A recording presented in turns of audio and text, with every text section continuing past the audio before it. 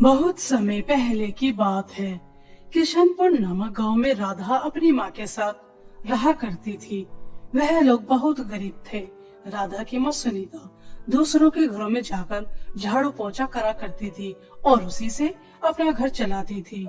राधा पढ़ाई लिखाई में बहुत होशियार थी, इसलिए राधा को स्कूल की तरफ से स्कॉलरशिप मिली थी, जिसकी वजह से गांव के बड़े कॉलेज में राधा का एडमिशन हो गया। राधा गरीब थी, इसलिए उसके पास ज्यादा अच्छे कपड़े नहीं थे। राधा उन्हीं फटे पुराने कपड़ों से कॉलेज जाती थी और कॉलेज में राधा की बहुत इंसल्ट भी होती थी। राधा के कॉलेज में एक लड़की भी पढ़ा करती थी, जिसका नाम था तान्या। उसे अपने अमीर होने का बहुत ज्यादा घमंड था और एक दिन तान्या का जन्मदिन था। तान्या अपने दोस्तों से कह रही थी, मेरे बर्थडे पार्टी में तुम सभी आना। तुम्हें पता है मेरे पापा मेरे बर्थडे पर कितना बड़ा केक लेकर आते हैं। आज तक तुम लोगों ने कभी देखा भी नहीं होगा। देखो सुहानी, ये राधा हमारी बातें कैसे सुन रही है। चलो इसके टांग खींच कर आते हैं, गरीब बेचारी। ऐसा कहकर तान्या राधा के पास जाकर उससे कहती है, क्यों राधा, तुम्हारा बर्थडे तो सेलिब्रेट होता ही नहीं होगा क्योंकि तुम गरीब हो ना। तुम्हें क्या पता कि केक होता कैसे है। Chocolate cake, strawberry cake, vanilla cake, yum, कितना टेस्टी लगता है। बेचारी राधा, चलो ठीक है, मैं तुम्हें केक खाने का मौका देती हूँ। तुम मेरे बर्थडे पार्टी में आ जाना, मगर हाँ, कपड़े थोड़े ठीक पहन कर आना। जो कॉलेज को फटे हुए कपड़े पहन कर आ जाती हो ना, ऐसे मेरी पार्टी में मत पहन कर आना, वरना मेरी पार्टी की सारी रौनक ही खराब हो जानी है। तान्या, तुम्हारा धन्यवाद। तुम मुझे अपने बर्थडे पार्टी में बुला रही हो, लेकिन मेरे पास अच्छे कपड़े नहीं हैं। मेरे पास सिर्फ यही कपड़े हैं।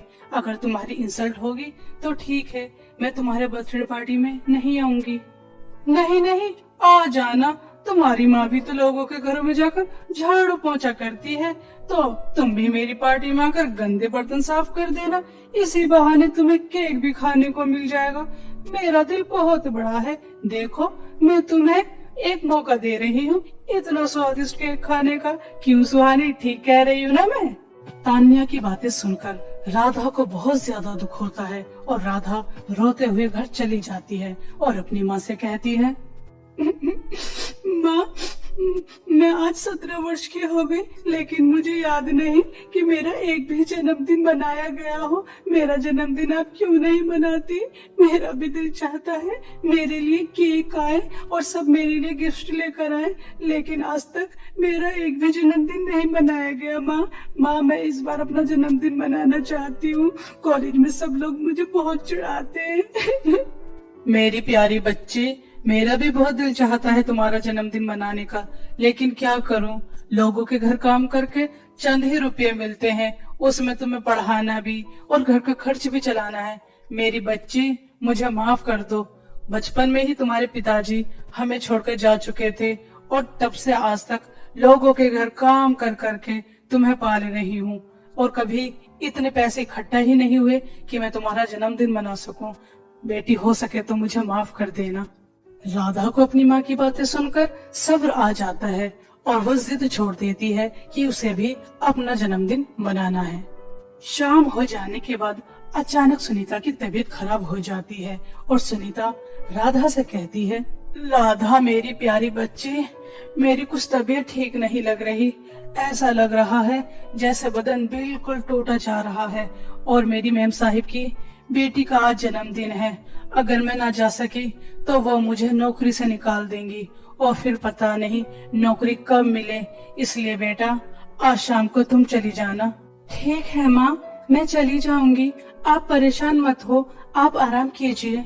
ऐसा कहकर राधा अपनी माँ के बदले काम करने चली जाती है।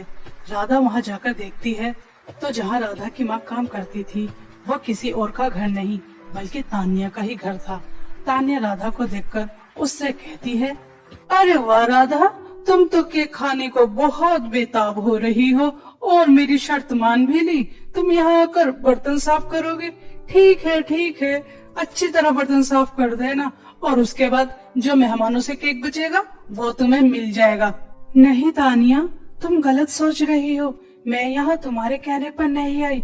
मेरी माँ तुम्हारे घर काम करती हैं और मेरी माँ की अचानक तबीयत खराब हो गई, इसलिए मैं माँ की जगह काम करने आई हूँ। और मुझे कोई जरूरत नहीं है तुम्हारा बचा कुचा केक खाने की।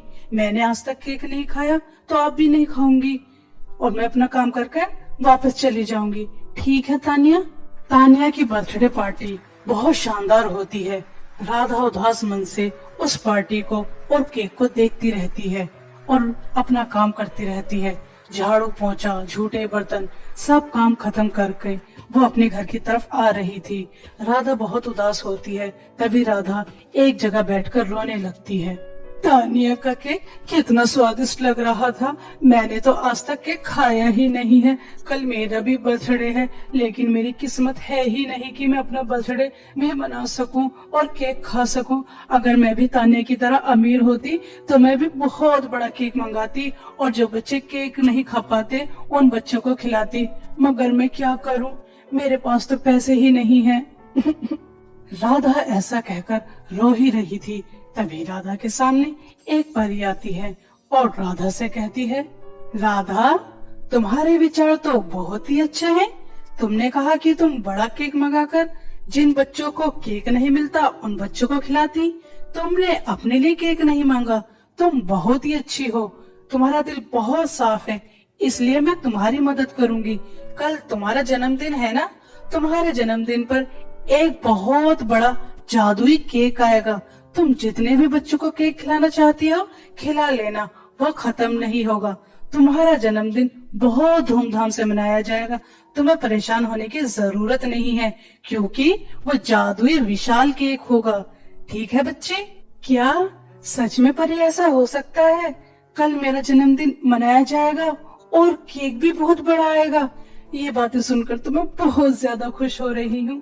कहीं खुशी के मारे मर ही ना जाऊं। धन्यवाद परी, बहुत बहुत धन्यवाद। परी वहाँ से चली जाती है और राधा परी की सारी बातें अपनी माँ को बता देती है। और अगले दिन राधा कॉलेज में जाकर कहती है, आज मेरा जन्मदिन है। मैं आप सबको अपने जन्मदिन पर बुलाना चाहती हूँ। आप सभी लोग मेरे जन्मदिन पर आना। क्या हम तेरे बर्थडे में आकर वहाँ सूखी रोटी खाएंगे? नहीं, हम तेरे जैसे गरीब के बर्थडे में नहीं आएंगे। वहाँ आकर हमारी इंसल्ट होगी। क्यों सुहानी, ठीक कह रही हूँ ना मैं? नहीं नहीं तानिया, मैं तुम्हें सूखी रोटी नहीं खिलाऊंगी। मैं तुम्हें केक ही खिलाऊंगी और तुमसे बर्तन भी साफ नहीं करवाऊंगी। ठीक है? तुम शाम को आ जाना और देखना मेरा कितना बड़ा केक है। ऐसा कहकर राधा घर आ जाती है और जैसा परी ने राधा से वादा किया था, परी अपना वादा पूरा कर देती है। राधा के जन्मदिन पर बहुत बड़ा केक आता है। तान्या और उसकी फ्रेंड भी आ जाती हैं यह देखने के लिए राधा के पास इतने पैसे कहाँ से आए जो वो जन्मदिन की पार्टी दे रही है और उसके पास इतना बड़ा केक आ रहा है। तान्या और उसकी फ्रेंड राधा का इतना बड़ा केक देखकर अचंभित हो जाती हैं। सुहानी, ये मैं क्या देख रही हूँ? इस गरीब के पास इतना बड़ा केक कहाँ से आया? नहीं, मैं ये नहीं होने दे सकती। मेरे बर्थडे पार्टी से बड़ी इस गरीब की पार्टी नहीं बनने दे सकती। कॉलेज में तो मेरी नाक ही कट जाएगी। मैं इतनी अमीर होकर इतना बड़ा केक नहीं लेकर आई और इस गरीब के पास इतना बड़ा केक। नहीं सुहानी, कुछ तो करना होगा। ऐसा कहकर तानिया राधा का केक खराब करने चली जाती है। जैसे ही तानिया केक को गिराने वाली थी, तभी तानिया के हाथों में आग लग जाती है। राधा, मेरे हाथों में आग लग गई, जल्दी बुझाओ, बहुत जलन हो रही। राधा, राधा प्लीज मेरे हाथों की आग बुझाओ। ऐसा कहकर तानिया चिल्ला रही थी। तभी राधा तानिया के पास आती है और उससे कहती है, तानिया, तुम मेरे इस बड़े केक को गिराना चाहती थी, लेकिन शायद तुम भूल गई, ये कोई मामूली केक नहीं है, ये जादुई विशाल केक है और ये केक मुझे परी ने दिया है। ये तुम्हारी आग तभी बुझेगी जब तक तुम मुझसे माफी नहीं मांगोगी। तुमने मेरे आत्मविश्वास को बहुत ठेस पहुंचाई है। राधा, मुझे माफ कर दो, मुझसे बहुत बड़ी गलती हो गई। मुझे तुम्हारी इंसल्ट नहीं करनी चाहिए थी और आज मुझे तुमसे जलन होने लगी थी कि मेरे केक से बड़ा केक तुम्हारा कैसे हो सकता है।